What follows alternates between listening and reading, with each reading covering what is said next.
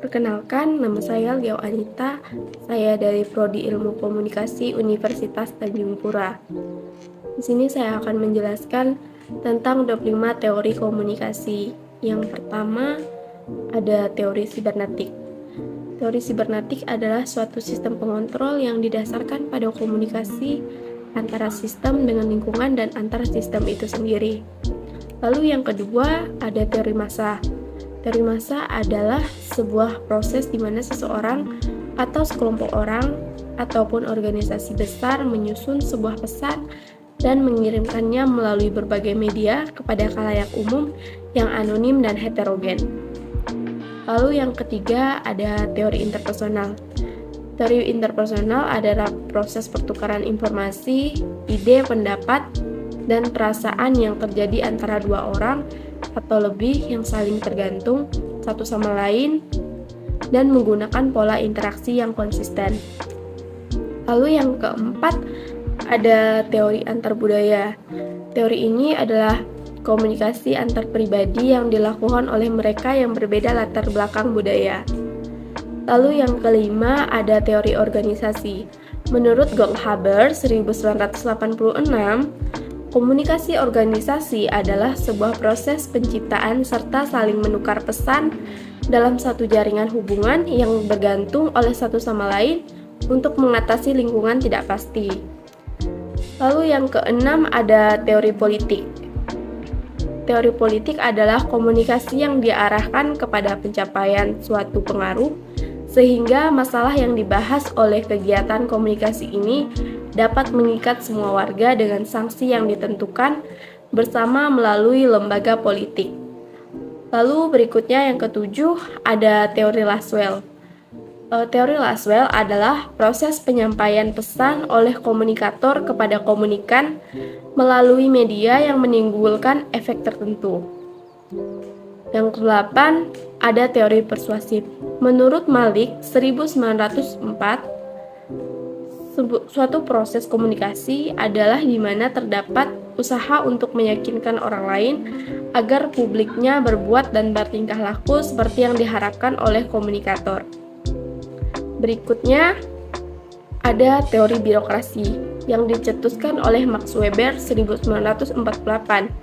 Menurutnya, model dari birokrasi kerap kali dimanfaatkan guna meraih komunikasi antar organisasi yang lebih efektif. Oleh karena itu, teori ini digunakan oleh organisasi untuk berkomunikasi. Berikutnya ada teori analisis transaksional. Teori ini dikembangkan oleh Eric Berne 1960. Analisis transaksional adalah bentuk pendekatan secara psikoterapi dengan menitikberatkan pada hubungan interaksi. Teori komunikasi ini dinilai sangat cocok digunakan untuk konseling kelompok. Berikutnya ada teori difusi inovasi. Teori ini menjelaskan tentang bagaimana upaya pembaharuan atau inovasi dapat tersampaikan melalui beberapa saluran tertentu dengan ditunjukkan kepada sekelompok anggota yang berasal dari sistem sosial. Lalu yang berikutnya ada teori informatif yang dicetuskan oleh Claude Shannon dan Warren Weaver. Teori komunikasi informatif menyebutkan bahwa komunikasi merupakan perantara antara pesan dan bagaimana perantara tersebut memanfaatkan saluran serta media yang ada. Lalu berikutnya ada teori spiral of silence yang dikembangkan oleh Elizabeth Noelle dan Neumann 1976. Isi yang diungkapkan oleh teori ini memiliki hubungan dengan proses terbentuknya suatu opini umum yang ada di lingkungan masyarakat. Lalu berikutnya ada teori agenda setting. Teori ini memiliki kemiripan dengan teori informasi. Dalam teori agenda setting, memiliki pandangan apabila media memberikan suatu pengaruh pada peristiwa, maka media memberikan efek penting dan cukup besar terhadap peristiwa tersebut. Lalu berikutnya ada teori kognitivisme. Teori kognitivisme mengedepankan proses belajar dibandingkan dengan hasil proses itu sendiri.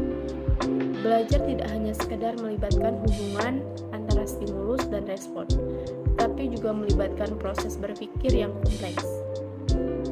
Lalu berikutnya ada teori kultivasi.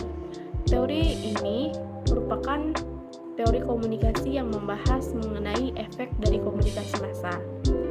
Pandangan dari teori ini adalah bahwa media massa memiliki efek yang bersifat kumulatif dan lebih berdampak pada tataran sosial budaya dalam masyarakat daripada personal seseorang. Lalu berikutnya ada teori sistematik behavior. Teori ini mengungkapkan bahwa suatu kebutuhan atau keadaan terdesak oleh motif tujuan, maksud tertentu harus dimiliki dalam seseorang yang sedang belajar. Kebutuhan tersebut harus ada sebelum suatu respon yang dapat diperkuat oleh dasar pengurangan kebutuhan. Dan berikutnya ada teori norma budaya. Teori ini beranjak daripada pengaruh media massa yang kuat mengenai suatu hal. Hal tersebut dapat mempengaruhi kondisi sosial budaya dalam masyarakat. Lalu berikutnya ada teori belajar sosial yang dicetuskan oleh Bandura 1926. Ia mengungkapkan bahwa perilaku manusia dalam konteks sebuah interaksi, tingkah laku terdapat hubungan timbal balik yang saling berkesinambungan.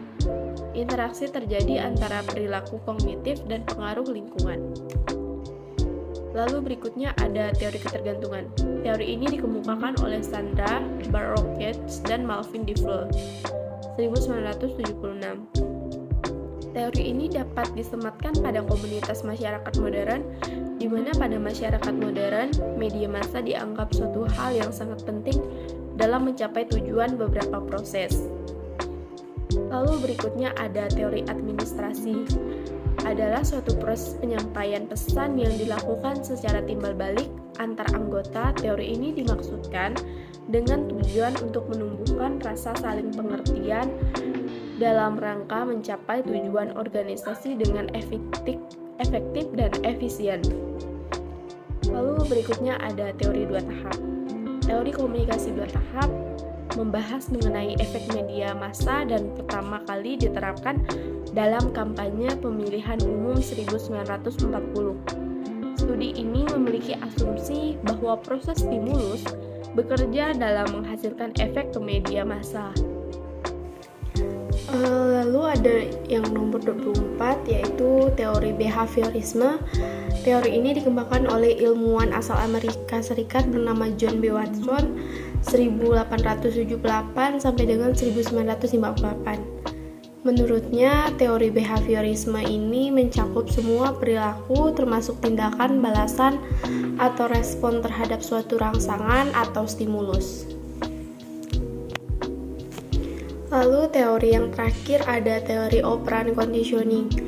Teori ini pertama kali dikemukakan oleh Skinner 1904 sampai dengan 1990. Operant conditioning merupakan suatu proses pemberian motivasi terhadap suatu perilaku yang kemudian mengakibatkan perilaku tersebut dapat terulang atau menghilangkan sesuai keinginan.